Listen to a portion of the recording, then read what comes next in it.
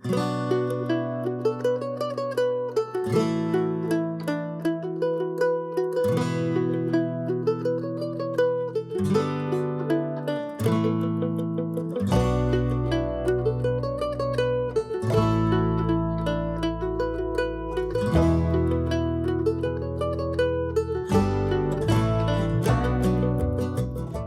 folks, and welcome to our podcast, Yeti Walks in a Basecamp, talking through hiking. My name is Yeti Legs, and my other half, Basecamp, is not here right now because for some reason, whenever we initially recorded this episode, the introduction did not record. So I am recording it after the fact, and just wanted to let you know, this is a PCT installment, week 19 from our trek back in 2022. But this is a special episode of the PCT because in this week, we actually hiked with Basecamp's sister, Amber. And Amber just so happened to be here at our apartment. So we decided to seize the opportunity and record the episode with her. This is a fun episode that kind of touches on what a non-thru hiker experiences, hanging out with thru hikers and joining them a little bit for their trek. So it'll give folks kind of a good idea into the duality of thru hiking and what it looks like contrasted to the non-thru hikers. Before we get into the episode, just want to let you know that this episode 61 PCT Week 19 is brought to you by Leave Outdoors. That is Leve Outdoors. We have a discount code for them and a quick giveaway. I'll let you know how to win that in just a moment. The discount code is the name of our podcast, Yeti Walks into Basecamp, all caps, all one word. And that's going to get you 10% off of your purchase at Leave Outdoors. And the giveaway opportunity, wow. I love all these giveaways that we've been doing here lately. It makes me feel all warm and fuzzy inside. The giveaway opportunity, the first person to shoot us an email to yetiwalksinabasecamp@gmail.com with how they would use a piece of Leave Outdoors equipment this year is going to be the proud new winner of a Leave Alpha Beanie. These beanies weigh, maybe 2 ounces, and they keep your head toasty and warm because we all know for outdoors men, women, outdoors people, that it can still get cold at night, even in summer months, depending on where you are. And you might be asking, what the heck is Leave Outdoors? Leave Outdoors uses basically alpha material to make lightweight beanies, lightweight layers. So you have different weights of layers like the 90, the 120, and the 60. Those are going to be different weights and different warmth ratings. But Cameron at Leave Outdoors also makes a lot of other cool equipment. And we highly suggest looking into their layers because we use Leave Outdoor layers on the Arizona Trail. And I'm talking single-digit temperatures, teens, below freezing, over half of the time that we were out there on that trail. And using different layering systems that always comprise Leave Outdoor pieces, we find ourselves still to be cozy and warm, despite the elements being super cold and kind of humid, which is shocking for the desert. But we were so grateful to have Leave Outdoors layers out there with us. So go check them out, use that code, and if you want to try and win your free beanie, just shoot us an email, be the first to let us know how you would use that beanie whenever you're going to be on your hikes this summer or this fall and winter, and may the best person win. All right, enjoy the episode. Bye. Basically, you gave the fun fact about the meadow and how much I love meadows, and that you guys, and I always loved it when you guys would send me, well, really, it was just you, Wesley, would send me little videos of y'all hiking when you came across a meadow because it was like I was connected to you guys, even though you were far away and in the wilderness. Far, far away. I will say I was pretty grumpy a lot of the times on this trail. You were always grumpy. I think I got no, Oregon and Washington I got much better. After we left you, I was in Oregon, Washington. I did a lot. My attitude just completely changed. Yeah. So let's do drink of the choice. Drink of the choice. Pew, pew, pew, pew. I'm going to try and say the Italian. It is La Strada. Montepulciano. Montepulciano. Marie, say it correctly. Montepulciano. It's from if you didn't know this, in Italy, they actually named the wine after the town of that area. It's not, so Montepulciano is an actual town in Italy, Montepulciano, but they use the grape of the Nebbiolo in Montepulciano. But what they did in this is that they actually brought this grape from Montepulciano and they took it to Lodi. Which is close to where I live. Yes, and they made the La Strada.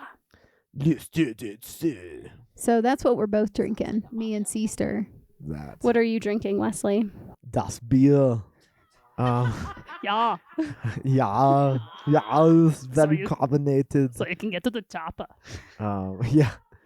This is a oatmeal stout. So oatmeal milk stout. technically. Oatmeal milk stout. Say that 5 times fast. From Fink and Garth. You like your Finkengar. I love this beer. Yeah, this is my go-to 6-pack. Ooh. What was it again? Oatmeal milk stout. Yes. So there's your vocal warm up every time you're. Oatmeal milk stout. Oatmeal milk stout. Oatmeal milk stout. Hey, look at you Hey. go. I know. Amber, that's what you should have your kiddos. That should be their warm up. Just say oatmeal milk stout. Say that 10 times. My high schoolers would love that. Eventually, when I'm teaching elementary soon, they won't. Well, hopefully they don't know what it is. I don't know. Maybe they will. I didn't know you taught high school. For Wait, some you reason, didn't? I thought you taught younger kids. Yeah. So my student teaching. Okay. So little context I should explain instead of assuming everyone that might be listening knows what's going on. So I am currently getting my teaching credential to be a theater teacher. I live in California, so you can basically become like a full-time theater teacher. Most places you need to like be a teacher of English and then theaters on the side. But anywho, so I am training to become a theater teacher. So this year I've been student teaching to finish my program, and my student teaching assignment was mostly with high schoolers, and I had never worked with high schoolers before, so it was a really big learning curve, but I really love them now. They need help. They're just children that don't look like children. and it's so cute and endearing. Yeah. Poor kids. Also, Amber just got offered a job as an elementary teacher in theater, and that's a huge deal. So congratulations to her. Thank you. Yeah, that's why I said pretty soon when I'm teaching elementary. Do you have any Cotton World updates, Basecamp? No, well, I was going to say really fast, if you've been listening to our PCT saga, you will know that Amber is been embedded in the stories in this too, because we saw her at Yosemite with her husband, my brother-in-law, Ryan and Amber, and then the other couple. Oh my God. And then- Oh, I trash talked your husband so I bad. said I'm maybe we sorry. shouldn't use names. Well, I didn't remember his name anyways, so He told the stories. I was like, yeah. that guy was a piece of garbage. Hopefully he's gotten better. I wouldn't even have recorded that data set on my capstone. I would have just picked up the garbage and thrown it away. Ooh, burn. Ooh. Big burn. Big burn. Cotton World updates. I'm really in the thick and throes of a production. We're filming 4 days this upcoming week, so this is a big one for me, big doozy one. It's going to be Yeah. great. We've really spent a lot of pre-pro in it, so We yay. Producing and ADing it. What? That was exciting. With an incredible company called Lastoria Productions here in Boulder, Colorado. And so, yeah, really excited to get to work with them. And it's been a busy shoot, but I'm really looking forward to, starting to film and getting into it. And then also getting back home next week and And making that money. sleeping. I know. And getting to be on set with me. Oh, that's right. Because I get to be on my first set ever. I'm so excited. Yes. I got Amber to be a background extra with us. So we get to be, this is actually really cool because we worked in theater together when we were teenagers. And Amber and I are 5.5 years apart. So when I was like I was a senior in high school and you were in 6th grade, and we got to do Joseph and the Amazing Technicolor Dreamcoat together. And I was very protective of her because she's my little sister. And that's the last we've actually gotten to work together. So I'm really looking forward to getting to work with you on a film set. But yeah, I apologize in advance if I'm a little bitchy on this shoot because I'm the AD, which means I have to be a little bitchy. Do you think anyone that will be on the shoot will listen? To me? No, right, to the... Oh, I thought you meant to me on shoot days? Absolutely. We need to get business cards. You should hand them out to the people you work with on set. Why don't we do this? We just need a QR code so they can just link straight into it. That's pretty brilliant. Yeah. I bet I could get you a digital business card to give to people, and then we could get like a physical one later. with little cute thank you cards That's smart. to send everyone who is on our podcast. And then it could be a way of building rapport with people on set. Like, I Yeah. appreciate you so much. Here, listen to my podcast. I don't know if you know your Listen to sister my very podcast. well. She's super anal about things. What were we talking about? It's like squirrel, squirrel, squirrel, squirrel, squirrel. See, I know now that she's here, I'm not on track at all. No. Your squirrel is like squirrel nest. Wait, I think Wesley, do you remember the little video where it was this? It was like a GIF of two goats, and one of them was like a screaming goat that was like running after the other goat, and you were like, "This is you and your sister when you reunite," and it Yes. was so accurate. I remember that. We're like the episode of SpongeBob when it shows his brain. And like everyone is running around. Little SpongeBobs are running around, like throwing papers because they're chaos. I don't know that episode. Well, people who do know that episode, they'll be kindred spirits. Okay. Amber's obsessed with SpongeBob ever since she was like Apparently. 5. And The Last Airbender. 5? No, I started watching SpongeBob in like 3rd grade. So in 4th grade, all of my Christmas presents for mom and dad were SpongeBob themed, which is so sweet. And yes, The Last Airbender. I will have a Last Airbender tattoo someday. One day. One day. Do you have any updates? I do. My first update is by the time this releases, we'll have already decided if we're going to be hiking the Continental Divide Trail this year or not. Oh, you're making that announcement right now. Well, it's not going to come out for another month. We'll make that so announcement before this one comes out. We will. So then when everyone hears this, they'll be like, So you'll already know. This was the first time it was said. This is like podcastception is what this is. Marie has a very confused look on her face. She does. We're recording this before we would in the future announce that we would or would not do the CDT, which will come out before this episode will. so then when everyone hears this episode, they will already know what we have decided. Exactly. Remind me what Cotton World means. Cotton world just means like the world that is non-hiking world. Because you don't wear cotton whenever you're Oh, hiking. right. Because I remember when I was on the podcast a long time ago, like a year or two ago. Oh, yeah. On the Unsung Heroes episode. It was you and Michelle, yeah. But I remember us discussing that. And when I heard Cotton World, I thought that was so cool because I thought what you meant was like you've got cotton in your ears because being in the modern world like numbs you to life. But being in nature like makes you alive. That's more insightful than ours. Do I have a Cotton World update? Yeah. Your job was the Cotton World update. Oh, yeah, I guess so. But if you have more, go for it. I can't think of anything. We'll just go with my job, finishing my program, Busy. and being overwhelmed and stressed. Busy. Okay, we are starting the PCT week now. You guys, This is- PCT. this is- We PCT got it. week We 19. finally got here. The reason we have Amber here is because at the end of this week, she actually goes out and hikes 2 days with us. And we meet up with her and her husband, Ryan, whenever we cross the Oregon border and get into Ashland. Yes, which is something we had been planning with Amber. She had a dream to hike with us, right? Yes. And earlier, like I mentioned, I wanted it to be a week, but then it ended up being, it was about a week of us hanging out at an Airbnb and then 24 hours of me hiking with y'all. And it was great. It was so fun. It was very special. I'm excited to reminisce. The only day we need to touch on in depth before we get to when we meet her and Ryan is the first day of this week. Seiad Valley. Seiad Valley. Y'all, it is it feels like a place in purgatory. What is it? The state of Jackson? Yeah, it's state of Jefferson. State of Jefferson, excuse me. I'm sorry, that's horrible to say that it felt like purgatory. I take that back. It wasn't that bad. Whoa. So Seiad Valley is part of the state of Jefferson, and they're trying to become their own state, obviously. They have their own logo. The people in Seiad Valley themselves were awesome. We'd all camped at a campsite just before getting into Seiad Valley. You have to do a multi-mile road walk, so like 3, 4, 5 miles.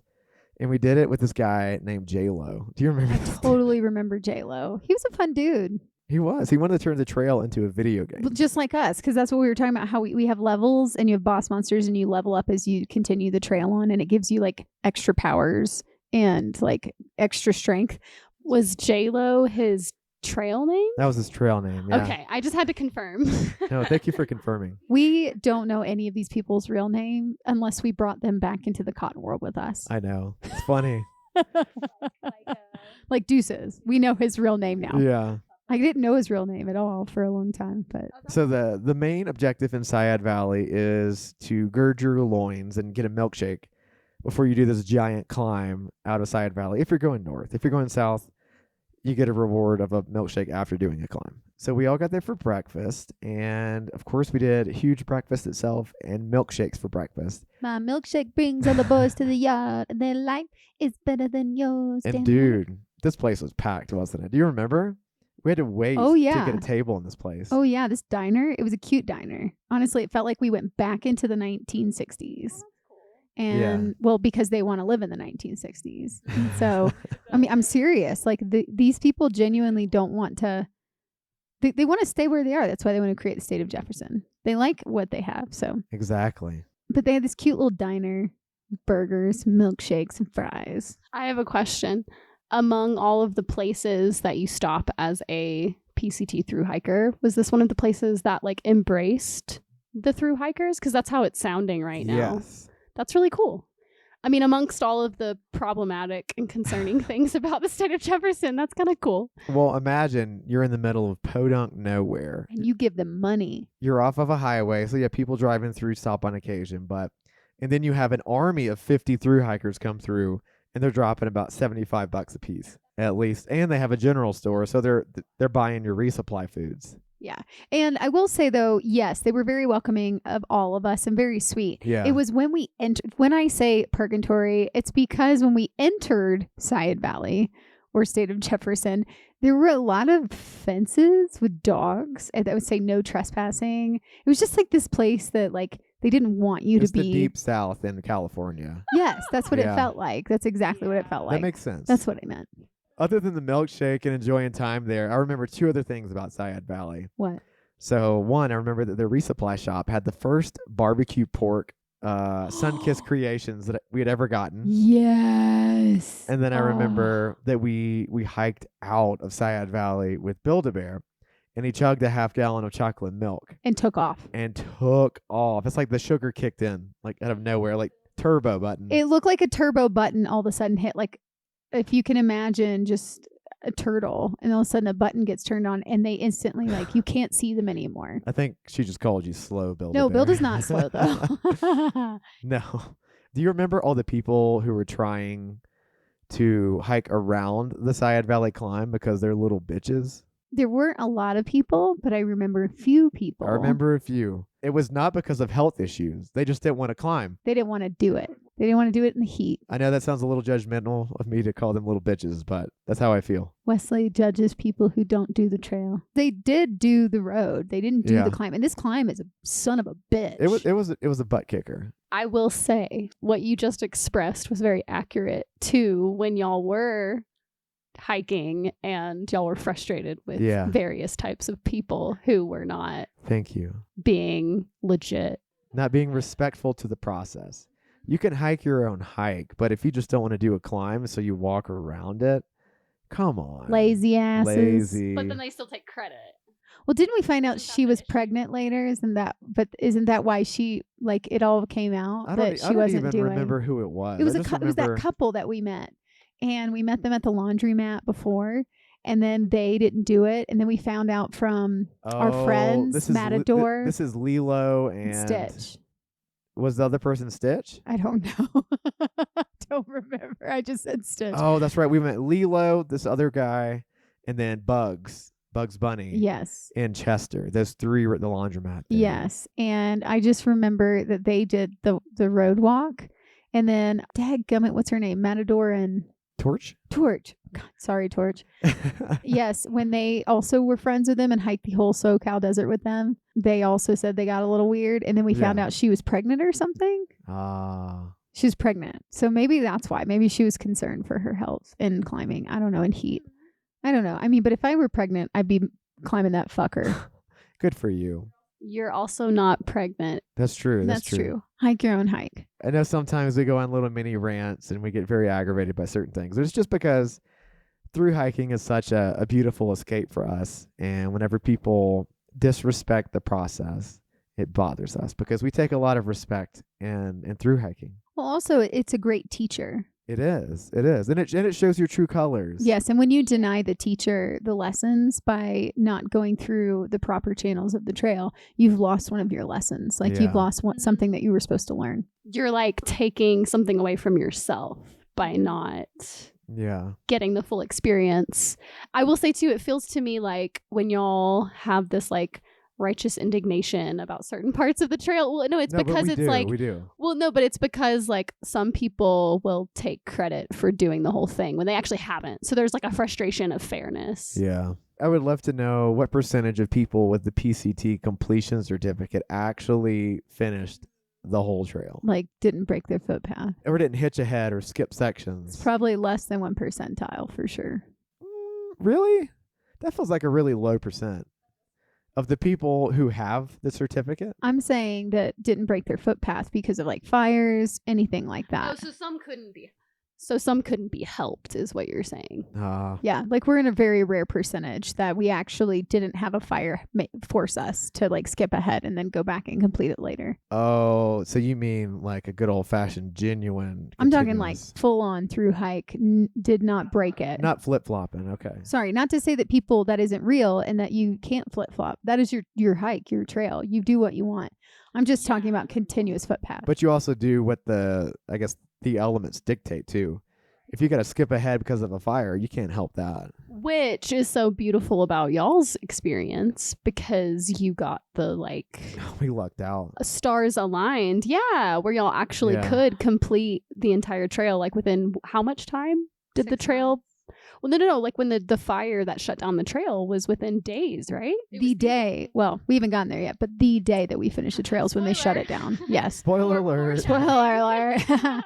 Yeah. Okay, sorry. Continuing on. Actually, I was going to say really fast. I feel like now we're spoiled because any through hike we do from this point forward, it's like I feel like we're going to fail if we don't do what we did. Like with the AZT, you know what I mean? I think honestly, wait, elaborate on that. Like because the PCT was so perfect and everything Yeah. aligned so perfectly, not break our footpath. I mean, we avoided the fires, we avoided norovirus, we avoided snow.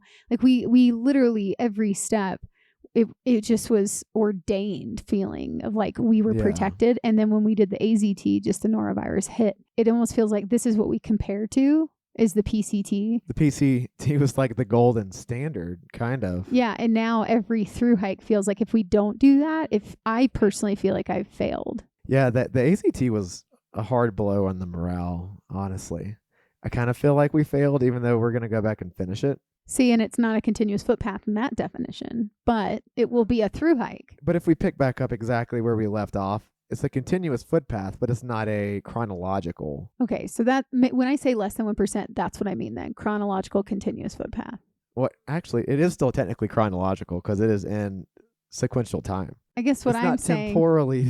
Yeah. No, doing the AZT gave me a lot more empathy for a lot of people's hikes because I think I Yeah. judged too much after the PCT because we got really lucky. Yeah, we did. Good heartfelt tangent. By the way, this is week 19.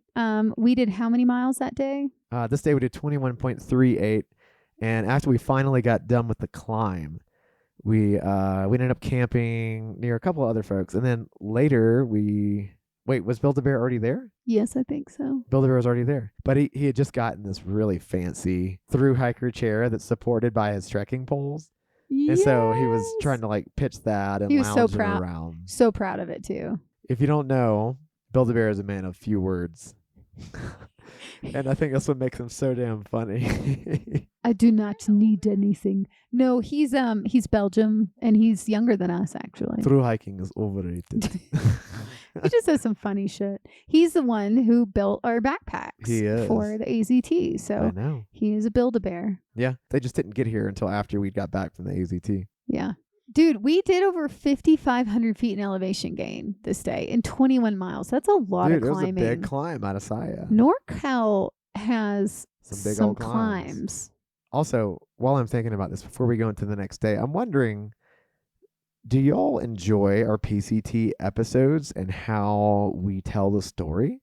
I think it's engaging, but I'm just curious if other people think these are engaging episodes and if they're helpful. Amber's over here drawing, so I'm not sure. Yeah, she's drawing on the back of what, like a sticky pad? I'm drawing because it helps me focus and it helps my anxiety. You have anxiety right now? No, because I'm drawing. Okay. There we go. Yeah, that was a long day. I mean, It we went was. into Seiad Valley. We got breakfast or lunch or whatever. Then we got out of Seiad that day, and we resupplied. Then we got did. out of Seiad, climbed, and did Yes. 21 miles that day. Look at us. Good. Go Dude, us. go us. We're in our tip-top shape at this point. Like, I this would is say where so. we're like 3 miles an hour. Let's go. I would say, yeah, we were definitely in tip-top shape at this point. Yeah. Next day, we made it to Oregon, which is Oh, huge. We dude. finally, y'all, California is a long-ass state. If there were a choir of angels that opened up the heavens, like Jesus being born, this was that moment for me. Look. Nothing? No one? Bueller? Bueller. Oh, my God. Do you guys know what he was talking about in Bueller? The clip to the Bueller video, he's talking about how terrible tariffs are. He talked about the something smoot tariff and how it sunk us deeper into the Great Depression. That's all that Bueller scene is talking about is tariffs and the Great Depression. I almost lost it when I saw it. Interpret that however y'all want to. Well, I think it's funny. Not really, but okay. Oh, yeah. What? I'm really curious to see what happens tomorrow. Tomorrow is Liberation Day. Wait, is that what they're calling it? That's what Trump is calling it. It's like, is he trying to do like a reverse psychology? On April 2nd, no, he's trying to quote unquote liberate us from, Other countries? I guess, our ties to the economies of other countries and the production of other countries. So we'll crash for a few years into the Great Depression again, and then maybe we'll come back and realize that we don't have the resources here Who knows? to funnel all of our selfish ways. Maybe we should go hike the CDT so we don't listen to NPR I every know, day. maybe we don't need to know. We'll be so once we get back, we'll be in massive culture shock, and like World War III will have started. I bet. Yeah. It's like all the astronauts that were stuck in the Oh in the my space God. station. Wait, so he's doing Liberation Day so that we're liberated, quote unquote, from the global economy and I we guess can so. be self-sufficient Americans. But at the same time, he's like trying to get Greenland and Ukraine In Canada. to get there and in the Panama Canada. Canal. There you go. Well, to get the minerals in order to dominate the global economy as technology continues, because we need those minerals for iPhones and electric batteries for cars. So you're a hypocrite. That's all I'm saying. For Tesla. For That's Tesla. For I- Tesla. Did you not hear what he said? He goes, I love Tesla. Not Tesla, Tesla. He absolutely said it. It was on video. You can watch all these things. We watch them. Unless an editor manipulated the way he said it. Well, so the what makes that video funny where he says I love Tesla is because in between each time of them replaying where he says I love Tesla, they go back to his last administration when he was first president and how much he bashed electric vehicles. And so they cut between I love Tesla and then something he says about how horrible electric vehicles are. I love Tesla. And then he'll say something horrible about electric vehicles. I love Tesla. He's like, I don't even know why they make the things. They can't go very far. They can't go up the mountain. And he's like, they can't even get through the desert without like having like, where are you going to charge? Yeah. So Liberation Day, April 2nd. We'll see what happens. It'll have already happened by the time this episode releases. So I guess we'll all be reaping the. You will already feel. You'll already feel it. You'll already feel it because they're already ready for this. They're already raising the prices the next day. Yeah. So we'll see what happens. We'll see how much everything goes up. Let's get back out of the waters of politics. Yeah, and let's go into our fantasy bubble of through hiking. And I know a lot of people like to completely disconnect and live in a world of all happiness, but that is not our reality. So we do bring a little bit of reality into our podcast. So if you don't like it, I'm sorry, but it's going to continue. Also, politics directly affects our life. It does. Like you can't drive a car without a seatbelt, and that seatbelt's there because of politics. I know. So I think, if you get annoyed by politics being talked about, you just need to calm down Yeah. because you wouldn't be living life the way that you currently do without them. Just remember, silence is you already being defeated. And it's also you just giving in to what's happening. Exactly. I mean, they might silence us at some point, but I don't care. I'll go down with a fight, baby. I don't know why they would silence us, because JD Vance and Trump are so glad that we live in a world and now in an administration that promotes freedom of speech. Oh, that's right. That's quoted over and over and over. Yes. But they probably will silence us. Well, you know what? We might not get enough traction. For We them might to not. silence us. So if we're silenced, that means that freedom of speech is gone, because we are the little man here. If they flag us, that means they've gotten everyone. It does. That means they've taken everyone else down. If they flag us, Jon Stewart's gone. Stephen Colbert's gone. All the comedians are gone. Let's move on to day 2. We are on day 2. We hit Oregon, baby. We hit Oregon, baby. It was a really huge feeling. I remember that there was a toilet in the middle of nowhere, and I ate a Spam honey bun sandwich. Yes, and we hit mile 1,700. This is huge. Like, if you've gotten this far, I mean, you are going to make it. You're babe. hopefully going to make it. You hope you do. So I just remember the Oregon sign was beautiful. It's in these woods. It's pretty lovely. And we met this guy named One Lung. One Lung that we mentioned a few episodes before. His name was One Lung because he only had one lung. And he was like a badass motherfucker. Yeah. He was a bam. He was. He had a fast pack on, and he was just like doing crazy 30s, 35 miles a day with one lung. But he was a cool guy. Yes, the Oregon border. This is day 128 or day 2 into week 19. Whoa, and we're getting deeper and deeper into the end. This is so sad. We did some big honking miles this day. You wouldn't have thought that you would in Oregon. We did 33.7 miles. Damn, look at us. And 6,200 feet of elevation gain. Y'all, 6,200 feet. That's a lot. That's a big day. That's like TMB status. This is one of our big, I think this might be one of, if not the biggest day. No, we did Shelter Cove. That was 35 miles into Shelter Cove. Because remember, we did it with 35? I thought it was more Songbird. than that. It might have been more than 35, but we did it with Songbird. I was thinking of our 24-hour challenge, too. Oh, shoot. Well, okay. Okay, never mind. That like takes almost the 50. cake. Yeah. No, it was 54. Was it? You don't remember because you were so hallucinating when we did our 24-hour challenge. But let's go back to Oregon, the beginning of Oregon. Finally, we're getting into Ashland this next and third day into week 19. Super exciting. Excited for Ashland because Amber! we're meeting Amber and Ryan in Ashland, and we got a really nice Airbnb. Yes. Can we go back to your honey bun spam real fast? Why did you do the honey bun spam thing? Did I dare you? I just really wanted to try it. You were like craving sugar and spam? I was craving sugar and salt. Why wouldn't you want a honey bun spam? That sounds wonderful. Here's a challenge. Try it. Everybody should try this. I mean, that's a lot of like glazed sugariness and a lot of saltiness. But spam, I don't know. I love spam. And sweetness with spam sounds great. Spam has a really bad chemical in it, by the way. Yeah, sodium nitrate. Eat your spam. Literally pepperoni and every cured meat you'll ever eat has sodium nitrate. Pretty in much it. anything we'll eat on the PCT has sodium nitrate in it. No, it's cured meats. Well, everything you love for the PCT had sodium nitrate. Yeah, I know. We do have a video of the honey bun spam that we'll post in Patreon if you're interested. Oh, you know what's good is like okra and tomatoes cooked up on top of rice. What? Yes. Why haven't we ever had this? Well, because I don't usually cook okra that much. It's hard to not get it slimy, but if you can get it right. I've never not had okra slimy. I know. That's what I'm saying. So, okay, we headed into Ashland, and this sweet woman picked us up who was the owner of the Airbnb that we stayed at. Yes. But we got to the spot where she was going to pick us up with 2 other hikers. One I don't remember, and the other guy, his name was Sanny. Sanny had done the CDT.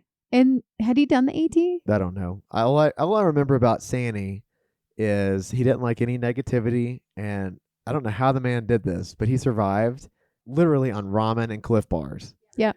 Couldn't do it. And he would literally do like 30 miles days every day, but he wasn't fast. He even told us, he's like, I'm steady. He literally just does 2 miles an hour, 2.5 all day.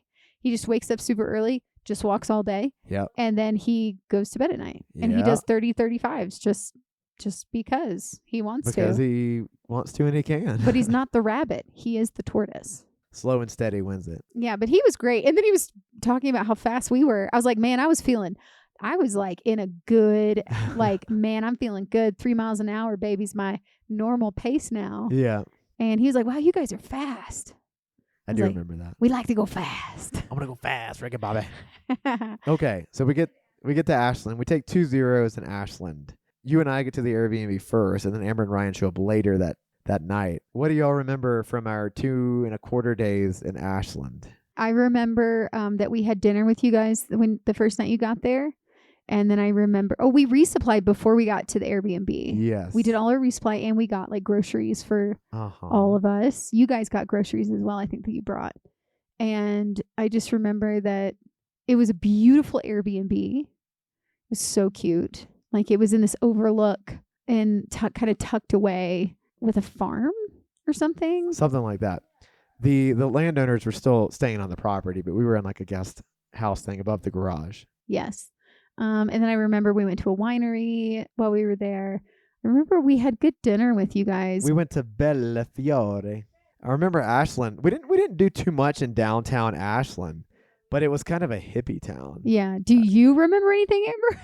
So I remember, yes, Ryan and I got there at like 9 or 10-ish. So yeah, y'all were like asleep. I think we saw you briefly because you were sleeping because you were exhausted from hiking Of course. and recouping. Wait, so we didn't have dinner together that night? Not the first night. Oh, I remember we made burgers. I do remember that now. Okay. So yeah, Ryan and I got there. It was definitely dark. And then I remember how much y'all smelled. What? I do. You could smell us? Yeah, because we saw y'all at No. Yosemite, and then I do remember distinctly, like, y'all smelled sweatier and you were skinnier. I do distinctly remember that. Even though we'd taken showers? Yes, and I remember Wesley making a wait. Okay, so I saw y'all in Yosemite. I saw y'all in Ashland. Was there? I feel like I saw y'all one more place. Am I making that up? Just whenever we hiked together. Okay, so then so it was Yosemite and then Ashland, and then when Yeah. we hiked together, which was the same trip as Ashland. Mhm. So yeah, I remember when I gave y'all a hug. I remember you making a joke, Wesley, about like it's like smelly tattoos on our armpits or something like that. I don't know if you remember that. I don't know. That's obviously delirious. Yeah, no, it was just, I mean, it makes sense because y'all were hiking all day, every day and sweating a lot. So it's not bad. It's just, I remember the first time I saw Yeah. y'all being like, oh, wow, like y'all do like bodily, y'all were skinnier and you had a more distinct smell. Y'all, if you don't know, whenever you're doing a through hike, you have an irremovable, inescapable odor. And it will always come back to haunt you. It'll come back. And you can smell people who are not through hikers. Yes. We can smell detergent. We can smell detergent, deodorant, perfume, like really, really heightened. Shampoo. Shampoos Conditioner. and conditioners. I remember y'all saying that. I do remember y'all mentioning, like, I feel like when I mentioned y'all's smell, y'all were like, well, you smell. And here's how. Okay, here's my question. Yes. Is I wonder if we smelled worse because we were doing higher miles Could be. around this point Could be. and longer miles. So yeah, that's interesting that you said that we smelled worse in between Yosemite to there because it's like a month. I wonder if our bartender at Bellafiore could smell us. I'm sure. I'm sure they could. I'm yeah. sure. It was But pretty they distinct. still treated us quite well. Well, good. Yeah.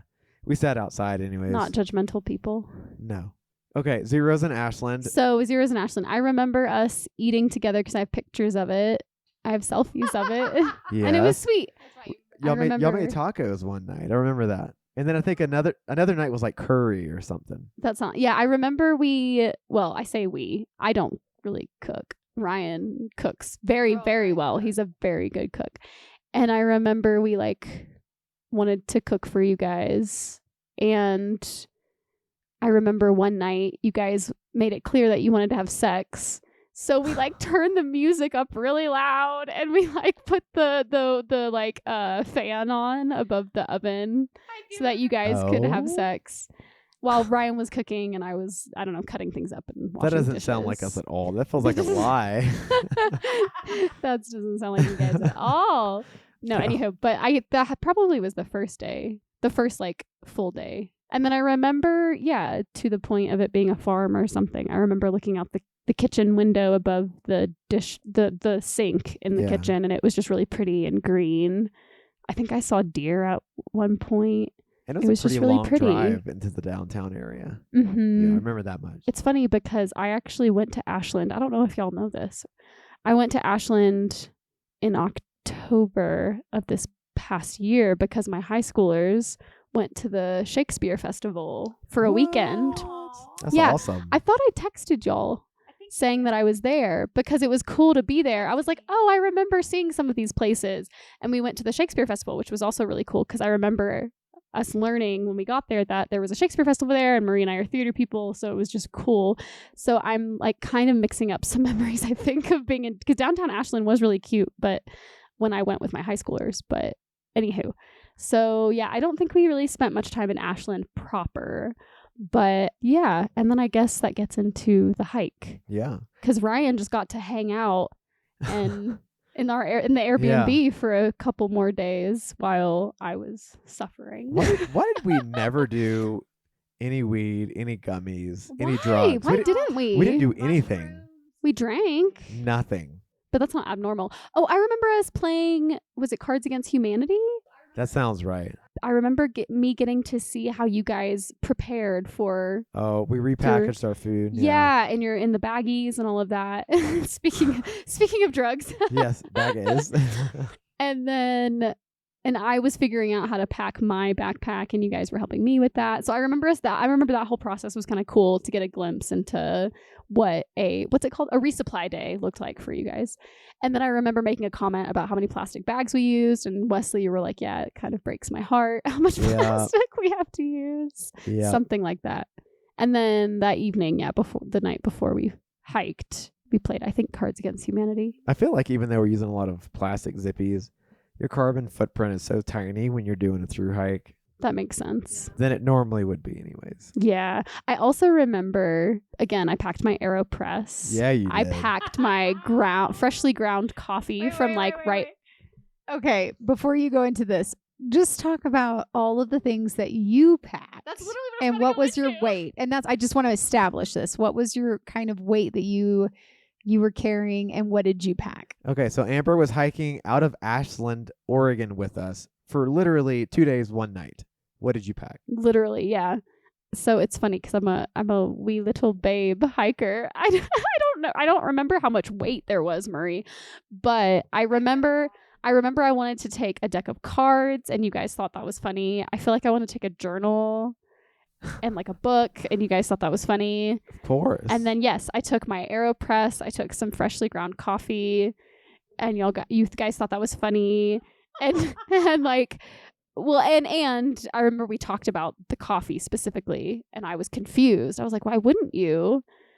Why would you use instant coffee? That sounds terrible. I remember us having that conversation, and then you explained like, well, you have to pack it out. Like, yeah. you can't just leave it in the wilderness, which I kind of knew, like, theoretically, but then when we actually had the full conversation, I was like, oh, right, that makes sense, that like I don't want to leave my shit on the trail.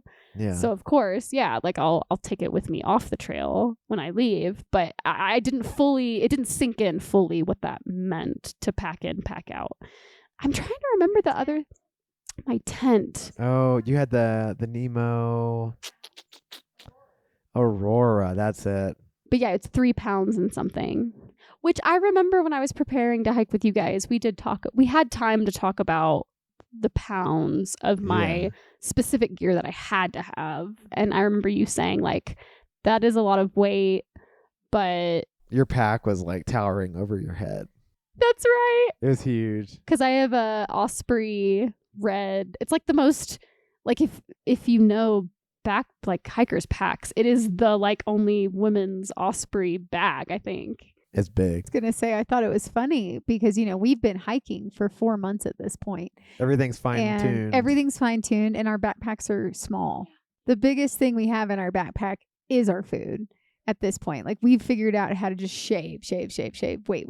Like literally cutting tags off of stuff. We were just cutting everything. And here comes Amber for 2 days. And I just loved it. Was so cute. Like her bag was heavier than Wesley's, I think, at that point. Oh yeah. And to explain, Amber's like a skinny mini. 105 pounds or 107 pounds. 107-ish pounds. How tall are you? 5'4", 5'5". Okay, so she is a string bean. I'm very tiny. Yes. And I do remember too because I'm remembering now us getting lunch in Ashland downtown.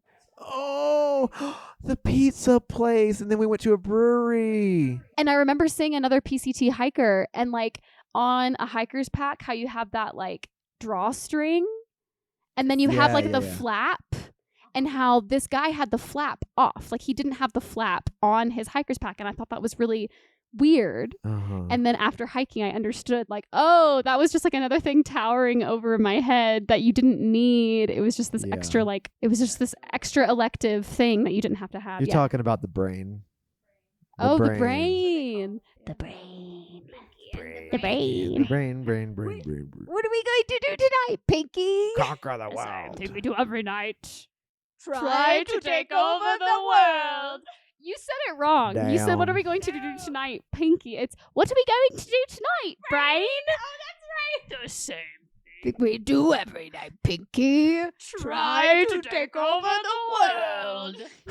My God. If you don't know, Amber and I quote a lot of things. This is the same cartoon that was attached to Animaniacs. We have all these weird quotes so we've watched these very specific movies our whole lives. Anastasia, The Swan Princess, just other weird cartoons. Well, basically, the way we talk is by quoting things, which if you're a theater person, you understand. If you're not, we lost all of those people. It's like in The Princess Bride, my favorite part, when he's like, as you wish. And she's like, oh, my sweet Wesley. He's like, as you wish. What have I done? Throw myself down the hill. Anyway. So we're hiking with you, Amber. Oh, yeah. Okay. Yeah. Your sweet, lovely Chinese husband who makes all dishes rice. He actually makes some of the best dim sum. Oh my gosh, his dumplings are so good. He cooks everything well. I've never had Ryan make anything that wasn't good. No, Ryan is Remy from Ratatouille, and I say that constantly. He really is the best. He's a phenomenal cook because he's an artist in that he knows how to create balance in a dish. Yeah. From the texture of the food and the size that it's cut to the different spices, he genuinely creates balance in a dish, and I didn't understand that. That's what makes a good dish. Damn. Is balance. It's like the yin and yang of cuisine. I know, no, 100%. So he's just a phenomenal cook in any way. But anywho, what were we talking about? We're talking about your gear loadout and how we were about to go out with you. He drops us off. We get to the top of the trail. He drops us off. We get some pictures. It's funny because that was 2020. It was 2022, right? Yes. So he still was working through his COVID hair grow out that most men were doing. So yeah, Ryan drops us off at the head of the trail. We get some pictures. It was very sweet. And we start. And it was dry and it was hot. Yeah. And I remember seeing the sign for the Pacific Crest Trail, blah, blah, blah miles. And it was just so exciting. How did you feel? It was kind of like planning a wedding in a sense, because it's like, it's something that you spend a lot of time talking about and looking up stuff for on REI and also I had been your package person. So I was just integrated into the trail in a lot of ways, but it was kind of abstract because I wasn't actually on the trail. So I got to actually be on the trail and see the sign. I was in my gear that I had used our grandparents' inheritance money for. So there's just all of this energy and time put into that moment. Yeah, of starting the trail. So I was just really excited. I was going to say, so also not only is Amber my little sister, she's also my best friend. We've been best friends for a very long time. From childhood. I mean, really.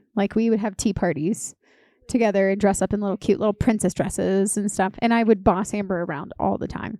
And she'd just take it. I always bossed you around. I feel like I did. But I would try to be nice to Amber. I was always like, oh, I don't want to be mean to her or pick on her like my older siblings did to me. I wasn't mean. I just feel like I bossed you. I would be like, no, eat the melted cheese and take the pickle juice and let's play dress up. Okay, I think I do need to say, because I don't think they could hear me, when we had tea parties, our tea was pickle juice, and we would eat leftover mashed potatoes with cheese in it. We would put a bunch of cheese in it and warm it up in the microwave. So that's what you mean by That is hilarious. drink the pickle juice, eat the cheese and the mashed potatoes. So I was going to say, Amber and I are also best friends. So for her to get to, and also our dad passed away 2 years before this, which honestly, when you do stuff like this, I feel like it brings out a lot of grief in you, and it does bring a space of warmth and connection to nature, because nature is a place of comfort for everyone who's in grief. Like, it just feels like a warm balm. You know, the trees feel like they're wrapping around you when you're, or the birds, you know, it's just it's a place of welcoming to your grief. And so, you know, we lost our dad 2 years before that. We both experienced it together. He had stage 4 melanoma cancer. And, you know, Amber and I kind of walked through that side by side. Our older sister and brother couldn't, because they had to work to support their family because of COVID. And so they couldn't come and take care of our father with us. They tried as best they could on the outside, getting groceries, etc., you know, with us. But Amber and I were kind of in the inside of the bubble with dad and mom taking care of him. So I think, you know, 2 years in after, it's still very fresh in your world. And I think both of us, you know, Amber was kind of like, this would be so cool if I could join you guys, because, you know, to bond in such a level of that, and we're sisters, we're best friends. And then it's like, oh my gosh, experience what we're experiencing. Because you can never explain through hiking. Like, we're trying to explain it on a podcast, but you can't really ever explain it. You have to experience it to understand. And that's what I wanted to ask you is, what was that experience like for you to go out there with us, even if it was 2 days? Let me go ahead and just set the stage. So with Amber, over 2 days, we hike about 25 miles total, which is what we would normally do in a single day. So we were definitely taking it slower to go with Amber, but at the same time, I mean, this is not something that she had been doing for 4 months. So totally get it. What was your experience? So continuing on the vein of our dad, because in Yosemite, that was like the first time we'd seen each other in a while. I mean, we live a long distance relationship now because as adults, we just decided to live in different places. So that wasn't abnormal to go stretches of time without seeing each other. But it was just different circumstances because, I mean, Marie was always like my person that I call when I'm really needing to like cry or process through something. And on the trail, I couldn't do that because they didn't have access to Wi-Fi. Like I didn't have access to you. So I had to figure out ways to process through my own life without Marie.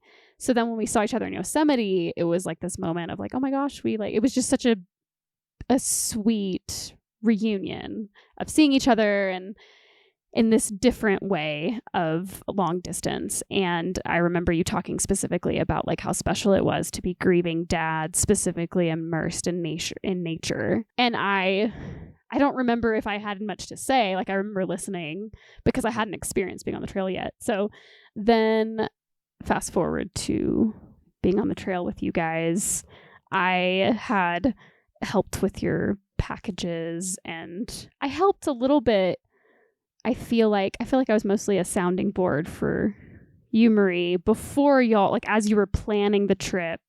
It was cool for me to, like y'all already said, I went from being very integrated. I was probably the most integrated person into y'all's experience of being on the trail, besides Mish, who was like doing the videoing content. So she was getting to constantly see pictures and that type of stuff, which is, I'm sure, was so cool. And then I was like the person that when y'all were resupplying, you would call Marie to be like, I'm so stressed, or like, I don't know, like just something that you were experiencing. And then we get to the stop. Ryan drops us off. Yeah. And like, I'm on the trail and I'm getting to experience what it's like to actually be on your feet for however many miles with everything that you need on your back.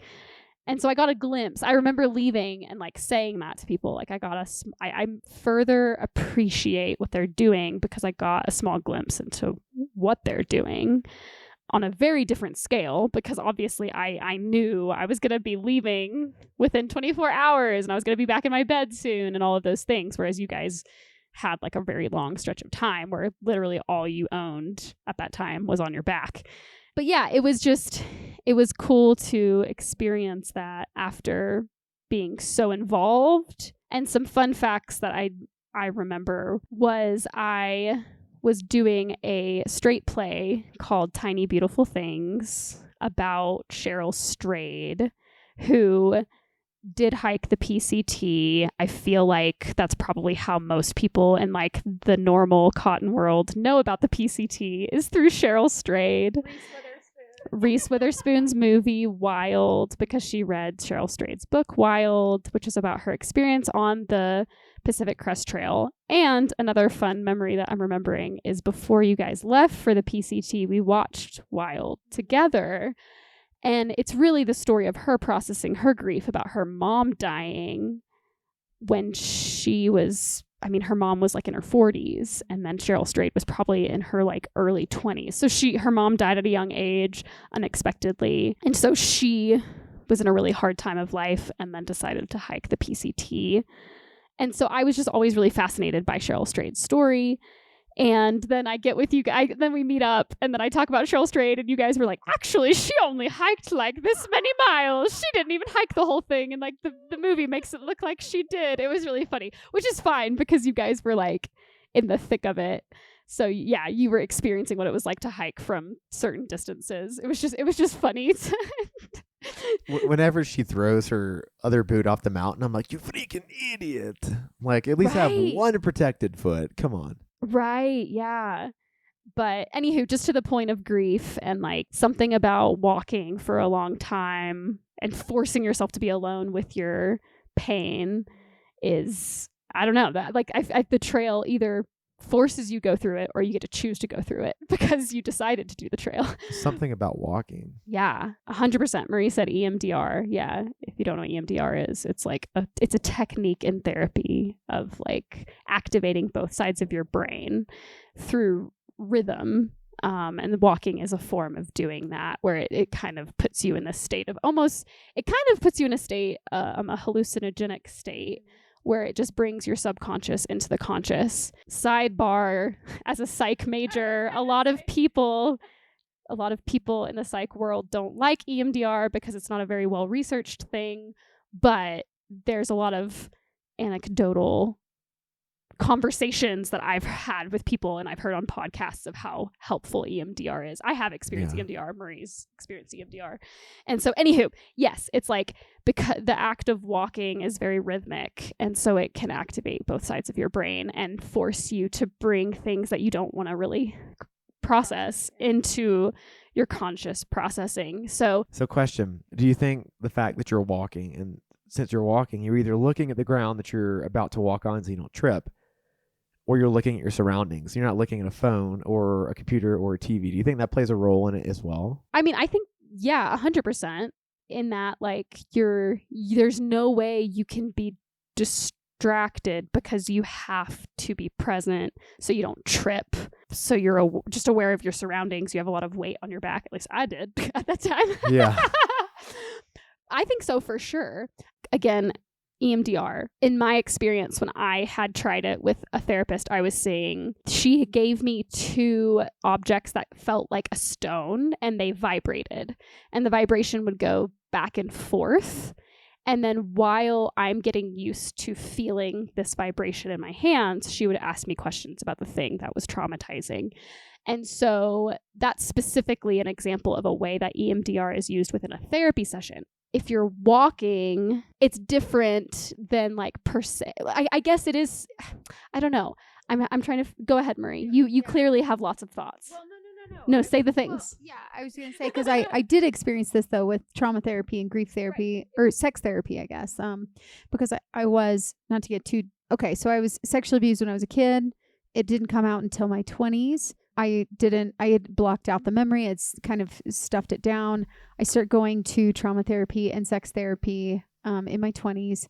And in both of those sessions that I would have with both therapists, they would talk about EMDR. And I remember my trauma therapist telling me, this is so good, that I was ultra running at the time. So I was doing like high miles all the time. And things were starting to come up in certain scenarios. And my trauma therapist was like, this is so good for you, because I'm going to encourage you when you are doing this. And she explained with my EMDR, she's like, what you are doing when you are doing that is EMDR, because you're doing it for so long. And so things are going to start coming up. And so I'm going to challenge you and encourage you. When things start coming up, I want you to actually hold space for it. And I think it's that when we're through hiking, a lot of times things may come up, but we don't know how to hold space for it. I think that's another thing, is like people don't know. Like they might have a memory go into their brain of like when they were a child, or something that has to do with their parents that really hurt them.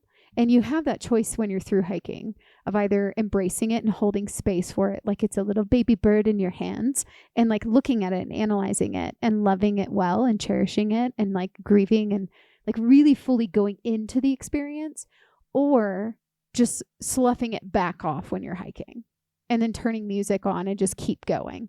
I think that's the process you have in through hiking, is that.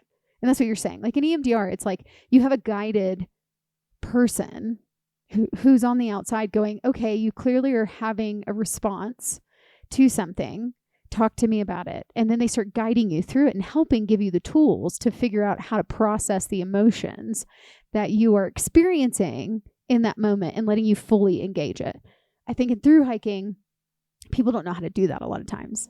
They don't know how to engage what they're seeing in front of them. So they're like, oh, it's fine. Like, I'm just going to move through my thought and keep going, versus like holding space for it and going, oh, wait, what are you? You gave a beautiful metaphor about what holding space is. If you were to give a definition of that phrase, what would you say, just for clarity? Okay, so holding space is how I think, like I have to visualize holding space for me because of being a creative. But holding space is when an emotion or a memory comes up that's very uncomfortable, it's literally like I'm creating a room for it inside of me. And I'm welcoming it into my space. So my space is like a house. And when all of a sudden a very scary memory comes in, or I'm remembering a memory of my father passing away, it's like I have this opportunity to either say to that memory, don't enter the house, or come into the house. And then once I let it enter the house, it now has space inside of my emotions, my mental places, my body. Now my body's responding, and I can choose to feel that fully, or just let it, like not feel it and just let it go. And that's not holding space. There's an opening, a welcoming to it, rather than without being aware of this, I'm scared of this feeling. This is too painful. I'm just gonna pretend like I didn't have this feeling or this memory or this thought. And sometimes if you do have the second response, that's not shameful. It just might be too much in that moment, and that's okay. But yeah, basically it's like I'm opening myself to actually feeling this. The only reason I ask is because I feel like the term holding space recently has come up into the zeitgeist, and a lot of people didn't understand what it meant. So just for the sake of like, in case people don't know what that means, and it's just a phrase that people say without actually defining it, that's the only reason I asked. And that was beautifully said. I think too, taking it back to your question, Wesley, about like, do you think a big part of that is like not looking at your phone or not looking at some kind of screen? Like, it's true that the act of hiking puts you in your body, which you have to, like, in order to heal from something that's traumatizing, you have to be in your body, because that trauma is held in our body and in our nervous system. Even though we would like to cognitively think the thoughts in our brain in order to move through something, which essentially is what cognitive behavioral therapy is, which is what people imagine therapy as, like you're sitting on a couch talking to a therapist. There's a place for that, but eventually you have to get to the point of actually feeling those emotions and feeling that pain and being in your body, which when you're hiking and you're not actually looking at a screen while you're hiking, it kind of forces you to do that, which can be really healing because you've moved through that pain. Or I feel like I remember you saying once, Wesley, like some people are just running from their demons when they're on the trail. Like they might actually do the act of walking the entire Pacific Crest Trail and not healed from anything because they're running from it. I think that's the people who cannot accept any negativity on the trail because they're just trying to completely wholly mask whatever they're running from and just make themselves be convinced that everything is okay and it's all beautiful and this is a great experience and I'm not feeling anything other than joy. That's what I think. But I could be completely wrong. Yeah, because I guess if you don't, I mean, because I feel like all the people we knew, the family we had, I mean, everybody was very authentic and real. And they had bad days. And they had everybody has a bad day on trail. Everybody has good days on trail. I feel like it makes me wonder then if that's what disassociation is.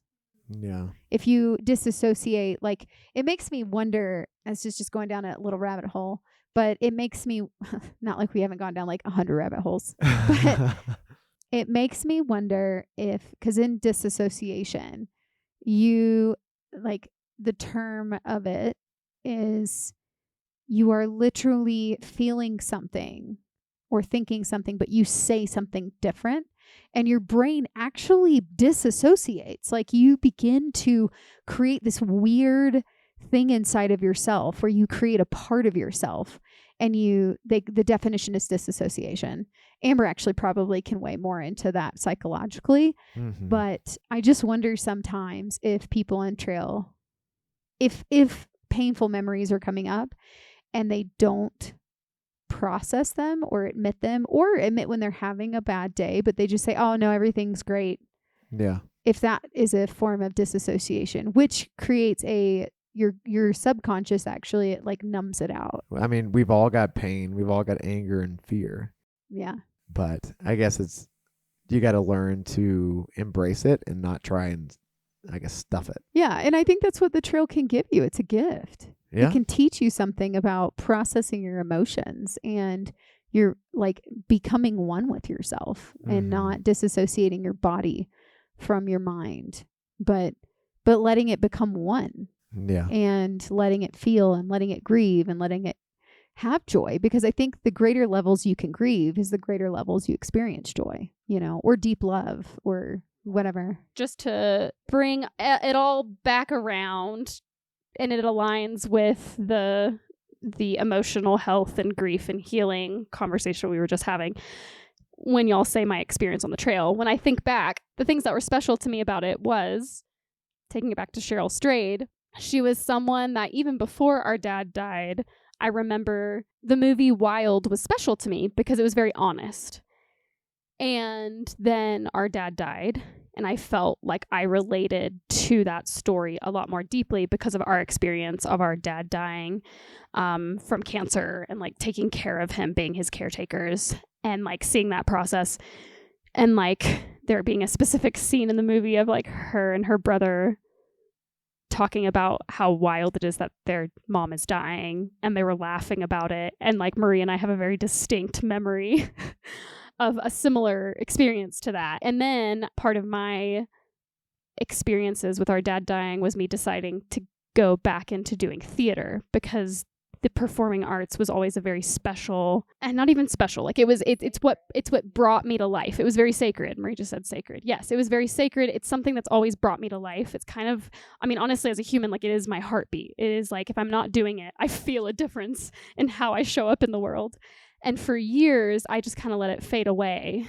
And then when our dad died, and I was trying to make sense of that experience, I remember realizing, like, our dad didn't do what he loved. He was a wonderful human who did what was right, and he took care of our family. But he took care of our family at the expense of, like, doing what he loved.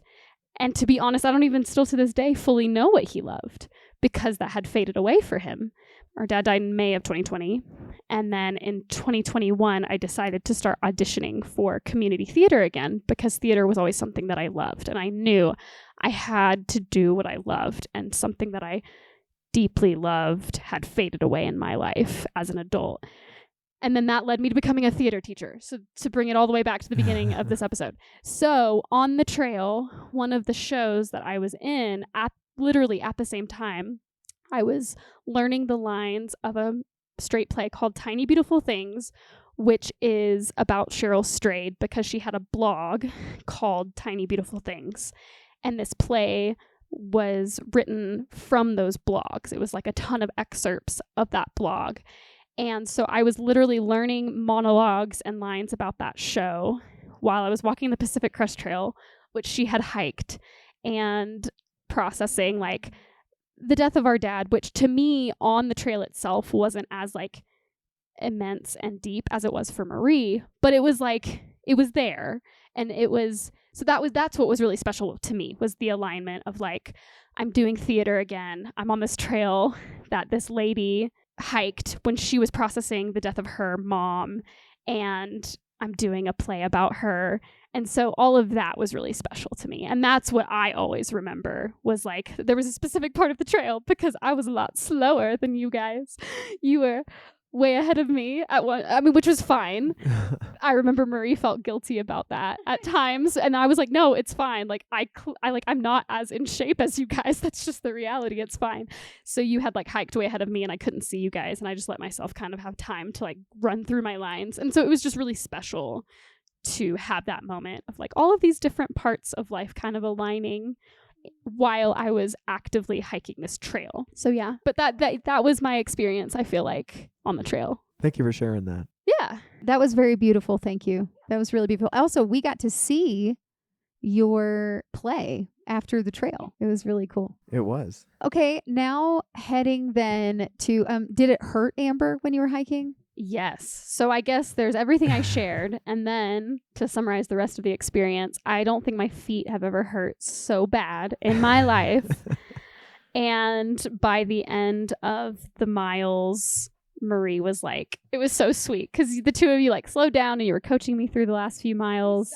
And then we get to the end of the trail, and there's a really funny video of me. I don't remember what I said, but I was like, I was like, I'm so fucking done with this trail. And I saw Ryan at the end of the trail, and I was like, Ryan! And it was really funny. So there's a funny little video of that moment. And then we go to the restaurant, and I fell asleep. The restaurant in Hyatt Lake, yeah. She falls asleep at the table, and we all sat down and had lunch, and she's just done. You said you said you felt drugged. You could hear us, but you couldn't really respond. Yeah, that when we were debriefing about the experience yesterday, yes, I remember you guys talking and laughing at me, and that I was like dead to the world. And I was not totally dead. I could hear everything that was being said, but I could not respond because I was so tired. Oh. I did feel drugged. Yeah. Yeah. And it's interesting too, because this was only like midday. So after we finally reconnected with Ryan, you fell asleep. We all got full bellies. We got back in the car, and y'all are getting ready to drive back home. We have to go back on trail, and we get all of our junk out of your car. We think all of our junk, and we say our goodbyes. We share hugs, and then they drop us off by a pit toilet. We get out. We're like getting all of our lives together. And I'm giving Amber a hug because I'm so sad to say goodbye. And they drove away. We're getting our stuff together. We're putting our packs on, and then we get ready to start hiking, and you realize you had left your trekking poles in their car. And they have no cell service. It was so devastating. And by this point in the trail, 4 months in, you've become dependent on your trekking poles. This is like my blanket. Your cozy blanket. This is my security blanket, are my trekking poles. Yeah. And I mean, I've just become they're everything to me. Uh-huh. And now I feel naked without them, and I'm so devastated. And Amber finally gets in touch with us and is like, we're like 2 hours away. I didn't know that.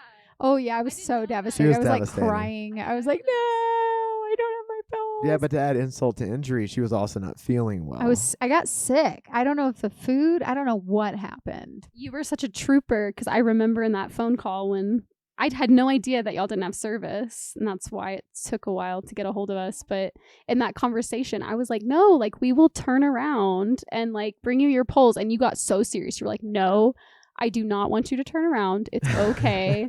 Like, I think you probably felt really frustrated and embarrassed that like you had forgotten the poles in our trunk. And so you were like, no, just when you get back, mail overnight them to us. Yeah. Which would be so expensive. But I was like, okay, if you're sure. Overnighting them was like purchasing them all over again. Honestly, yes.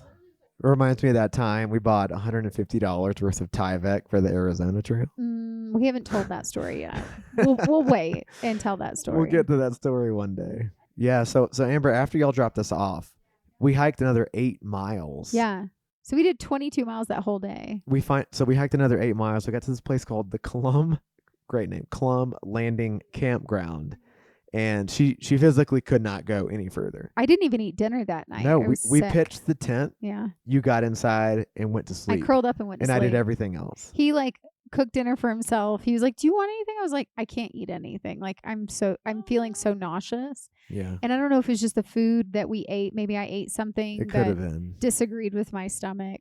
But I did feel better the next morning. I remember that. You were like a new human. I felt great. I slept a long time. Maybe I was also depressed because we said goodbye and I lost my trekking poles. It was like a good analogy, or it was a metaphor for you driving off into the distance, trekking poles and you. But that campground was so cool. It was legit. And I'm so bummed that I didn't get to enjoy it because it had a beautiful lake.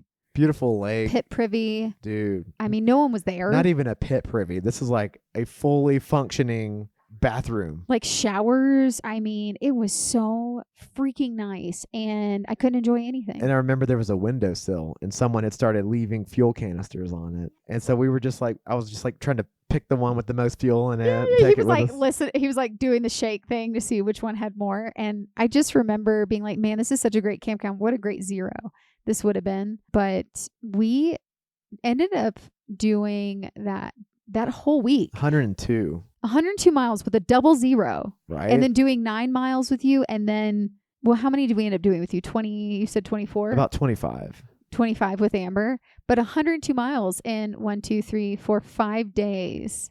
Not bad. Not bad. Almost 20,000 feet of vertical gain. 20,000 feet almost of vertical That's a gain. lot And of you climbing. climbed a lot of that too.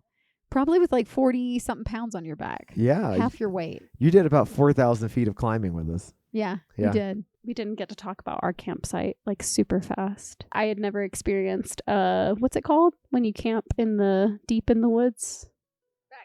Backcountry camping. I had never Yeah. experienced that until this, and then I knew like, oh, I want to do more of this, which I haven't since, but that's okay. I will. But no, it was like the prettiest site, and I remember you guys saying how wild it was that we found this really pretty site because it was like it was two campsites, and there was this like a little oasis of like two tree clumps that came together, and there was like an upper campsite and a lower campsite, and you guys let me have the upper one because it had a little bit of more of a view, and you wanted it to be special for me, and that was just so special. I don't know, it was a really cool campsite. And we were completely protected by the tree canopy. It was beautiful. Yeah, it was beautiful. And she made us an awesome AeroPress coffee. Amber came by our tent and was like, "Would you like some real coffee?" Real Instant coffee. shit. And final thoughts, anyone who has never through hiked before and has no desire, I think having one overnight is a good experience because it does make you appreciate things a lot more. Exactly. Because you carry everything that you have, that you want or need. And everything feels earned, which is really cool. And then my final thought is I didn't say like a lot in this podcast recording. Congrats. I don't think I did it. I did. You did not. Wow, look at that, guys.